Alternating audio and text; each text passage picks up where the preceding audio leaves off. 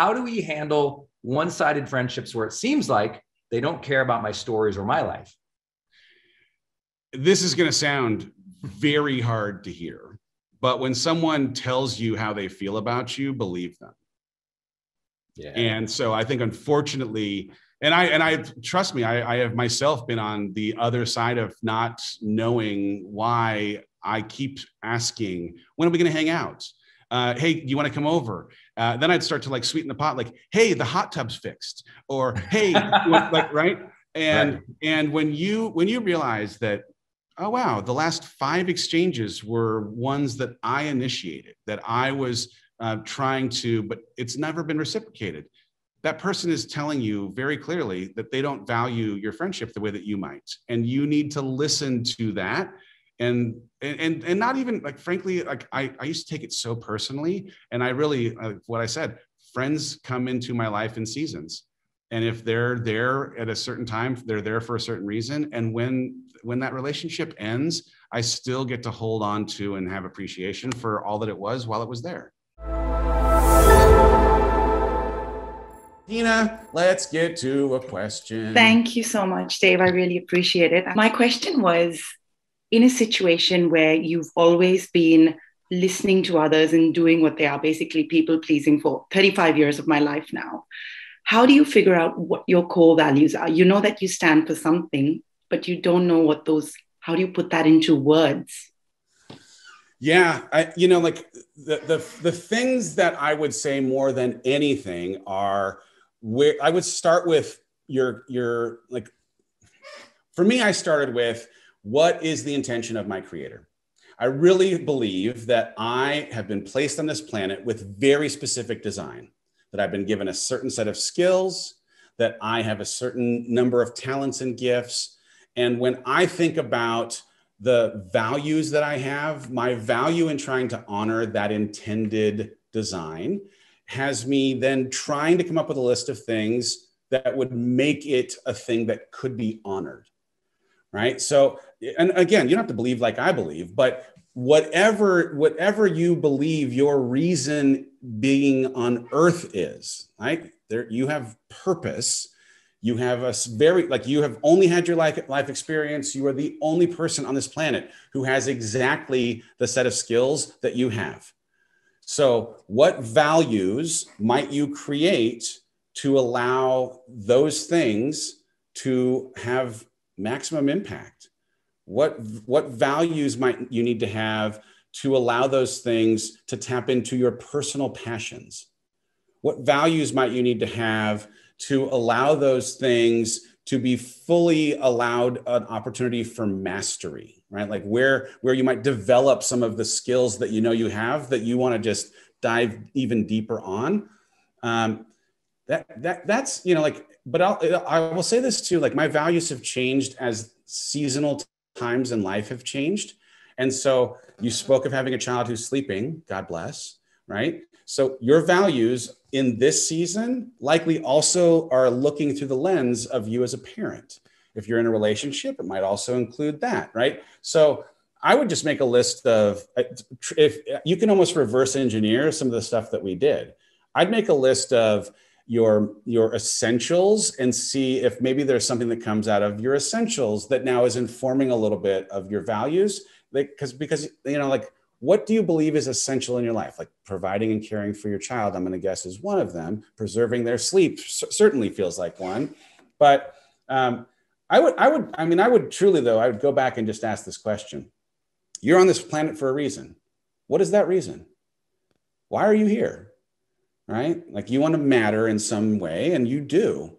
But how do you, in mattering, allow the values that you have to actualize your purpose? And I would just like start there. And maybe it's that you have to like pull some strings inside of curiosities that you have just to see like what you have passion for. I hope that helps. Really does. Number one, I would say this: you have values. So like, like first thing you have to know is like, I know they're there. I just have to do a little bit of work to try and dive into how I can take what I know exists and bring it to the light. knowing that it's there, you're going to just now be scanning the horizon for the evidence that's going to lead you to actually being able to zero in on it, and you'll get it. And how do you get away from that fear of actually believing in your values and staying? Because I come from a background where family controls everything. Yeah. So any fear that you have around that is about storytelling that has been put on you, programming that has been put on you by other people. So what I do is I ask, who is the storyteller? Do they have credibility? And do they have credibility on this topic in my life? And here's the thing, like if they're family, they may in fact have some credibility, right? But are they credible as people who should tell you how you ought to live your life because of their beliefs? A lot of times I've been able to free myself from the things that were programmed inside of me by realizing that while they may be well-intended, they may in fact be storytelling their fear wrapped in love, that their opinion or perspective doesn't have any kind of application in my life because of the context. They're thinking about their life in their context, not my life in mine. So I can respect that. Thank you very much for your concern. And I can be free from it. Thank you very much for your concern. Thank you so much.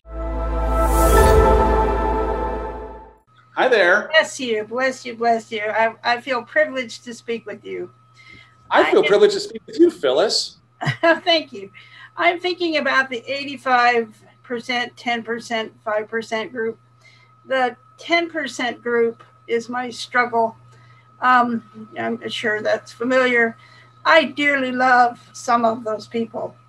And I find myself struggling with how to let go with care and not have that be just a simple brush aside of someone else's feelings who has been involved long-term in my life and my personal struggle.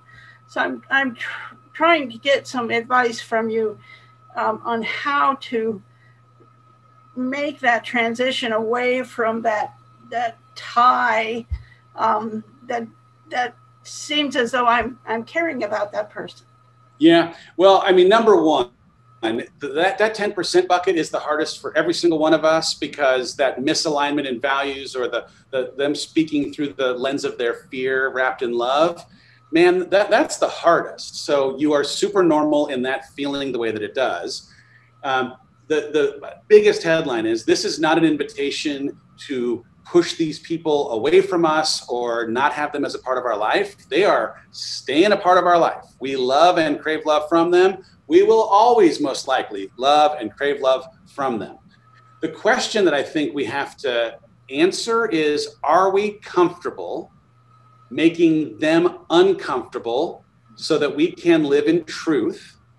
Or are we willing to maintain their comfort at the expense of our truth, or at the expense of our comfort, right? And this isn't even so much about, being comfortable necessarily as it is, I come back to, and the way that it makes it a little bit easier for me.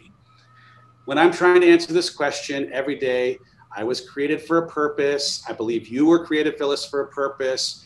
There is this now set of things that you would need to do to honor the intention, that deliberate design that you were very specifically put on this planet for.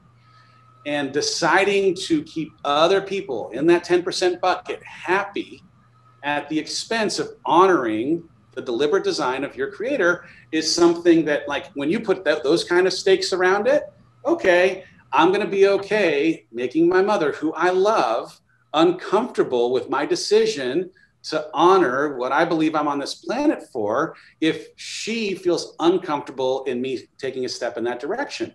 What it requires is actually spending time explaining why you're making a decision that may in fact make them uncomfortable in a way that has them still feeling heard and respected, even though you're deviating, and a decision in some respects to have them just agree to disagree, just not necessarily understand. Because if you wait until you get to a place of consensus with the people in that 10% bucket, you'll never take action. You'll never, ever fully get to complete consensus. So you're going to have to decide, is living in my truth and honoring this intention of why I'm on this planet more important than maintaining the comfort of every single person inside of my life that I crave love from? The answer, of course, is yes. Doesn't make it easy, but it's yes. So, and I can see someone just wrote down, like, having a little bit of like time inside of a conversation around people pleasing, reading anything inside of codependency. I am someone who has been a long time working on my own codependent stuff. Keeping other people happy was one of these things. I went to a Tony Robbins thing when I was very beginning of my personal development journey. Answer that question that I'm sure many have been asked if you've ever been to a UPW event. From whom did you crave love from most? Who did you have to be to get that love between your mom and dad, right? I wanted the love of my mother. Who did I have to be? I had to achieve, right? So keeping my mother happy through achievement is a thing that now transcends into the way that I have tried to maintain relationships, sometimes in healthy ways, often in unhealthy ways, to get the kind of love that I was hoping for as a child. I would do the same kind of work. What are the kind of things that you needed as a child from one of your parents, and who did you have to be to get that? Is there any of that that's manifesting in the way that you're trying to, in a way that can be codependent, keep them pleased at the expense of who you'd hope to actually be, when you can live in integrity with your truth, even as it comes at the expense of what you previously may have had to do to get that love? You are going to feel different about yourself in a way that their love could never have filled, period. I think I'm most concerned about what I think of as physical harm. And I'm talking about employees. We are in the process of shutting down our business, and we are trying to sell it, but it appears that that's not going to happen. And I have employees who are going to take this emotionally and physically hard. So I'm trying to reconcile that relationship. It doesn't quite fall into the 10%, and it doesn't quite fall into any of them, or a little bit of all of them. So as a person who is not, unfortunately, I mean, number one, I hate that you are in that situation. I've also been through many restructurings, and unfortunately, I've had to let a lot of people go. I've never let someone go without having someone from security sitting outside of my office. So understand. Make sure that you are safe. Like, take precautions. If you even sense that there's the possibility of somebody using physical force, like, be safe, and find a way to connect with them in as humane and decent a way. Of course you would, but be safe first, for sure. Sure. Well, thank you, Dave. I really good luck, Phyllis. Cheering for you. Hi, Dave. Oh my God. Ruth, is that you? Yes, it's me. I cannot believe I have the same age as you, and I think I went the same experience like you. No, just kidding. But it sounds a lot like you. I wish some Dave or BRENDON would be in my life. I wish it could have been years ago. But, never late to learn. I'm learning a lot. Thank you for all the good information. And a lot of them I'm learning also. But one of the things that I am still working on that, or a lot of things, but, it's kind of working now for me. I have pretty good focus on a lot of things. But emotional, I want to ask you, since you already mentioned about the Untethered Soul, some books that you are working on that I already had on mine, but maybe you can give me one specific that I can take a look instead of going and searching. But my question is, I am pretty good like focusing during the day. Like today I can be sitting here or reading, whatever I'm doing, I'm working. But at night, my brain starts working like, I go to sleep pretty good, but if I wake up in the middle, it comes all the ideas like the monkey jumping to everywhere. So how can I do? I'm pretty good during the day. I can go and focus my mind on some specific things and those things, but at night, I try a lot of things. That's what I say. If you suggest me a book and you give me your advice, that would be awesome. Well, I'm not going to suggest a book because I have myself come through a window of waking up at night thinking about a lot of things. And the thing that most fundamentally changed the way I was able to sleep through the night was, and it somewhat comes out of the ideas of Untethered Soul, somewhat out of some therapy I'm doing, out of like trying to really get in touch with myself and separate the parts that exist in my being from myself as the observer of those parts. I made a relationship with anxiety. And to me, when we're up and the mind is just spinning, a lot of times, I don't want to put this on you, but a lot of times we find ourselves, I think, contemplating the possible outcomes of things that have not yet happened. And I would spin. I would get overwhelmed in all of the variables that could and probably would never, but could happen. I made a relationship with my anxiety. I went so far as to name it. My anxiety's name is Clark. Don't ask me why. And I now, when I start to feel anxious, will actually sit and in silence out back and invite Clark to a table in my mind to ask anxiety, hey, Clark, what is on your mind? Why are you here, right? Because anxiety inside of us is playing a role that it believes to be there to help us. It's not there to make us feel uncomfortable. It's not there, but it's there playing a role that it believes serves us best. So now as I'm in this conversation with my guy, Clark, he's able to represent to me what role he believes himself to be playing. And what I found for myself is 9 times out of 10, Clark is trying to draw my attention to an area of my life where there is still just enough ambiguity because of the absence of a plan, that if I were to direct my focus and spend a little time understanding that ambiguity, that I might be able to develop a little bit of a plan, create a little bit of structure, involve some outside resources, ask a mentor, spend time in community or conversation that would alleviate a little bit of the feeling that I have that allows all of these possible scenarios that are likely to never happen, but still exist to now go away.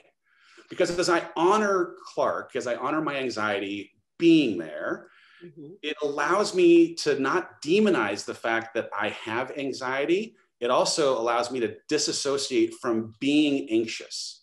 I am not anxious. I am the observer of Clark, a part inside of me who believes himself to be playing a role that is meant to serve me. And as I am able to now be in a conversation with him, and if someone here is like, this sounds crazy. Trust me, I thought it was crazy when it was introduced to me too. And then I started making this relationship in a way that fundamentally changed the exchange of what role that anxiety believed itself to be playing. And now I can tend to the ambiguity that has not yet been afforded a plan with just a little bit of planning during the day, not at night. The nighttime stuff just isn't availing itself. So part of why I have this commitment to peace on my back patio is that I like to sit and listen for where there are emotions that are sitting, stirring, to ask them what role they believe themselves to be playing. I do it in the morning so that throughout the day, if I have a conversation with any of those feelings or even just aware of them existing, I might tend to them before I get to bed. I also have a practice, no social media, no devices for the hour leading into going to sleep. I tend to read just a little bit, but I sit on the back patio and enjoy peace as a disciplined intention for 30 minutes prior to going to bed, just about every single night. I tend to play some worship music, have a conversation with God, gets me back to neutral, gives me some perspective, and I'm able to fall asleep way easier than I could before. I hope that helps. Oh, yeah. Thank you so much, Dave. Thank you. You're welcome, Ruth. Wendy. Hi. Wendy PG. You know, I think it's funny because I'm wearing a dream is a wish your heart makes. And I said at the beginning of this year when I joined GrowthDay that I'm going to talk to you and Yes, we're going to you become are. friends. So we're I'm very best grateful friends for now, this. Wendy. Come on, we're best friends. Awesome. Well, I wanted to just say, when you said, you know, you want us to see ourselves in your story, have an empathy bridge, I feel like I really relate to that. I've gone through a lot in my life that kind of relates to what you've been through. And I remember sitting many, many times on my back patio and just staring off into the sky. I'm a connoisseur of the sky because that's where I feel like there's so much greater than me that I don't have answers to, and that gives me comfort in the chaos. You know, I had a grandmother that was murdered. My dad died in a horrific motorcycle accident. My stepmom survived. I lost 3 babies. I almost lost my life. I went through a bad divorce. I've been through infidelity, all this stuff. And I met my husband. We have our 2 amazing rainbow babies. And I feel like my stepdad's going through terminal colon cancer right now. And I feel like life keeps presenting lessons over and over again until you're ready for them. And I don't think it was until Brendon introduced GrowthDay and I really looked at myself and reading your last book and taking your challenge that, man, this life isn't about anyone else. This is Wendy's life, Wendy's journey, Wendy's lane. What is it that I'm trying to learn from it? And I really feel like I have lived in the bitterness. I've lived in the chaos. I've lived in that struggle of just wearing my awfulness as a garb of comfort and security. And you were actually one of the proponents of why I just turned 40 and I went to Hawaii and I got this anchor, because I know I'm made for so much more than staying in my safe harbor. Like 40, a lot of people say, oh, I'm settling in my life, but no, this is the beginning of my life. My children are going to be 3 and 5. I have so much more that I want to show them. And I have learned through your teaching, Brendon's teaching, like it's the simple reframe is the reframe that I need to hold on to, knowing that now, even though I'm going through hell right now, I've been able to look back and see, you know what, Wendy, you have found the light at the end of the tunnel from those situations. As much as it sucked to go through that, and as much as I wish I had the loves back in my life, like I've never learned more resilience than I have through the family that I have, through the people that I've lost. I've never had a better understanding of who I am because you guys have helped teach me that. One of the questions I struggle with and I have for you is the faith. Like me and God have always had a struggle, and I've a lot of times felt like I've been picked on in my life. And like, why would you allow this? Why would you allow this? But I've had to reframe and say, life happens, and what is the good I'm going to do with it? My question for you is, you reframe so much, but has there ever been a point when you were just so angry with God and you're just like, why are you bullying me? Like, I thought you loved me. Because a lot of people, I think, get stuck in the pain and they wonder, if you're a God of love, why, when you don't feel like you get answers, you feel like everywhere you turn there's a wall, or you feel abandoned and you just don't have those answers, when you can look at other people and they get it. So I don't know if my aha moment just hasn't come yet or what, but that is a serious question I have for you. Like, how can you help people to reconcile that, if that makes sense? Yeah. I mean, why do bad things happen to good people is like the paradox inside of faith that no one can answer. I mean, trust me, I have thrown my fists in the air and been very, very upset. God's big enough to handle our upset. Now, number one, like I can get super, super angry and he's still good. Like, it's okay. The only thing I can say for me, at least in this last season, there's the verse, I think it's James 4:8, draw near to God and he'll draw near to you. And so I found in the midst of my hardest things, going against my instinct of pushing away and being angry and just like sitting out back on a patio of peace in a conversation that was like, man, I got to humble myself here and come a little closer. Let's see if there's anything that you might afford me in proximity. And it's happened, you know? So, but I don't know, you know, everyone's journey of faith is just a little bit different. What I can tell you for sure is the power of your willingness to take the perspective that you uniquely have in having been through everything that you have and bringing the light that can still exist, even though you could otherwise be angry and bitter and whatever else, because God knows you deserve to be whatever you want. The kind of hope that you might afford someone who's going through something that isn't necessarily even as bad as something that you've gone through could be the difference in someone still being alive, could be the difference in the way that they think about their ability to get through it as well. So in a wild way, I think God's going to use you to just be a profound light on anyone who's going through anything. And if you believe that, trust, Like the intention of your creator may in fact be that after having been brought through every single thing that no one should ever have to experience, you could be someone that can say, and yet I still have hope. And yet I'm going to show up for my life as a thing that maybe affords them permission to do the same.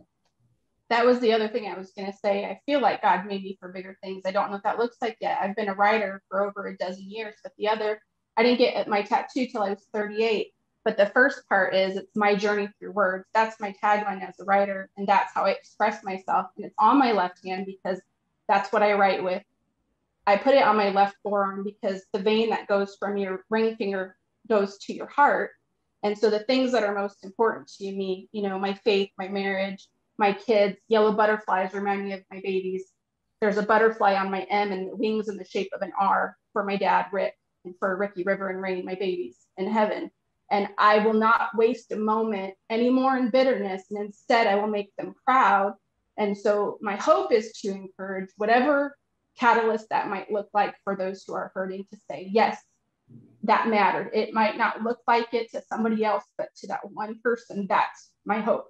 And so I just thank you and Brendan so much for just the simple words of reframing, for reverence for life, and for just being resilient in the fact that growth and sorrow and joy can live simultaneously, because it has been life-changing for me. So thank you. So real. Good for you. I'm proud of you, Wendy. Honestly, you're going to honor the legacy of your humans, all of them, with every good thing you do for the rest of your life. I'm proud of you. Joe, what is your question? I'm discovering the gifts that I have, and I'm lacking the clarity of really how to apply them. I'm a software developer by trade, but I'm not really fulfilled in that arena. I love to create things, and I feel that I'm here for some bigger purpose.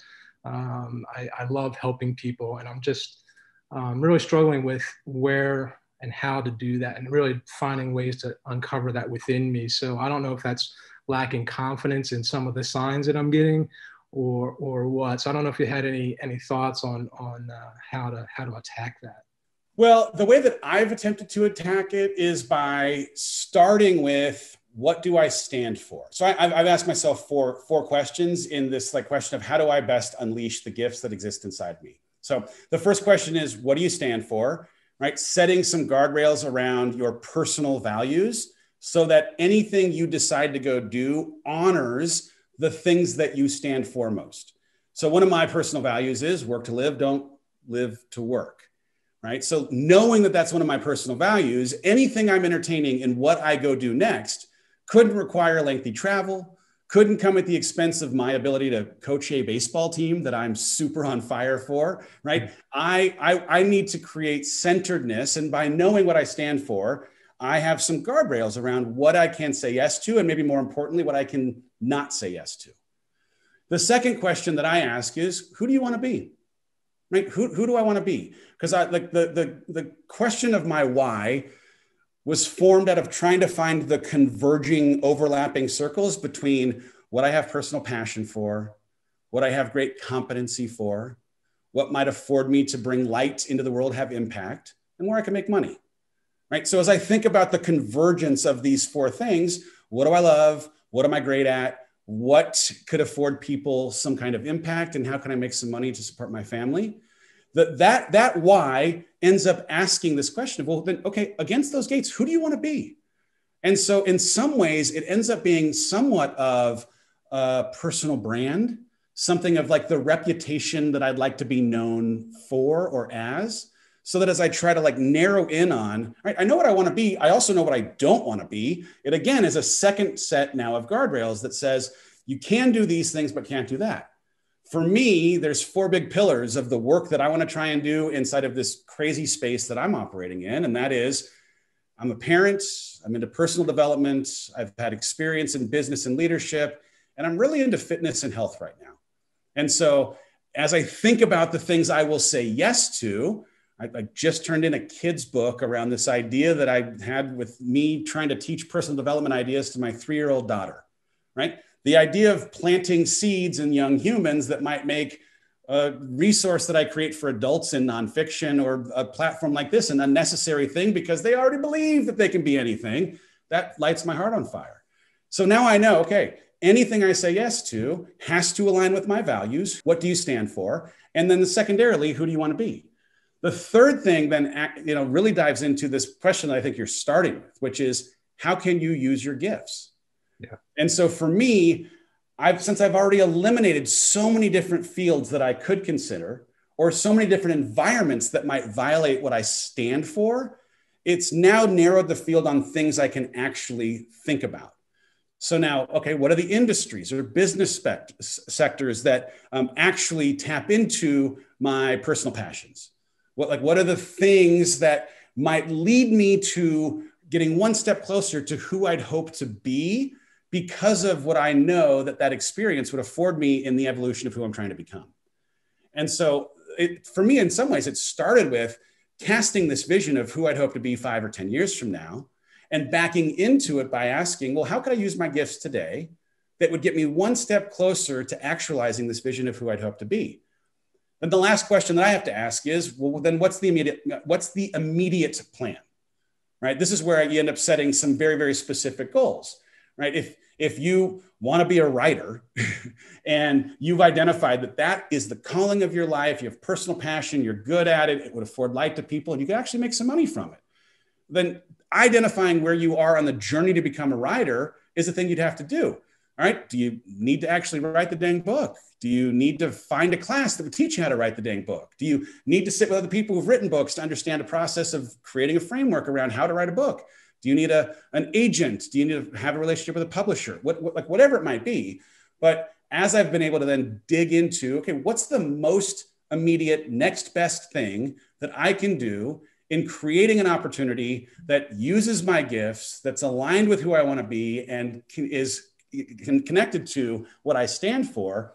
Now I can make a list of those short-term things that would create small wins that get me one step closer. And this is a very iterative process. So, what makes sense for you today may not make any sense 3 or 5 months from now. That's why you got to keep doing it over and over. But at least you'll have a sense on what's the next right thing to do. What's the next best thing to do? And the thing that was always overwhelming for me, I try to figure all of it out. Like, how do I figure out the next 10 years? No. You need to figure out the next 3 months, then figure out the 3 months after that, and just keep making the next best decision that gets you a step closer to where you want to go. Understanding that, by the way, you may start pulling on a thread that 3 months in reveals this is not connected to my passion. I don't actually have enough curiosity about this to follow it all the way to the end, right? Like, curiosity as a starter is such an important thing, because, just playing in a whole bunch of spaces where you have curiosity, it's going to show you which thing might actually lead to passion, which can unlock purpose, which can unlock fulfillment and meaning, right? But if you start with what are you actually curious about, that'll get you down the road of how can you use your gifts further and faster than almost any other exercise. That's awesome, man. I appreciate that. Yeah, because that's exactly right. Because I'm in that space of I want to figure out all of it right now, and I want it to be exactly right, and then I'm not doing anything, and I'm absorbing all of this, personal development kind of stuff and growing, but I'm not acting, and I'm trying to figure it all out now. Yeah, I will say one of the things that's been helpful too is just stating the vision of who you'd hope to be in statements that use present tense as though they've already happened. Right? You don't know how they're going to happen, but by doing a present tense statement of what will happen, unconsciously, your brain starts making connectors in the world to figure out how to reconcile the truth that you've stated with what would also have to be true in the world. And so, in some ways, it just takes a little bit of faith that the higher power, the universe, energy, connections, people are going to present themselves. But when you believe that it's going to happen, you'll see it. You'll see the people. Oh, geez, I didn't even know. This was the person I needed to meet to make the connection that would get me one step closer to this thing I'd like to do or a person I'd like to be. Right. Awesome. Appreciate it, man. Thank you. This can be your day for personal growth. This can be that day you committed to and you remember and you go, that was the day I got myself a community. I got better coaches. I committed to making my life the absolute best that I could. This is that day. Make today your growth day. Click the button on this page and sign up right now.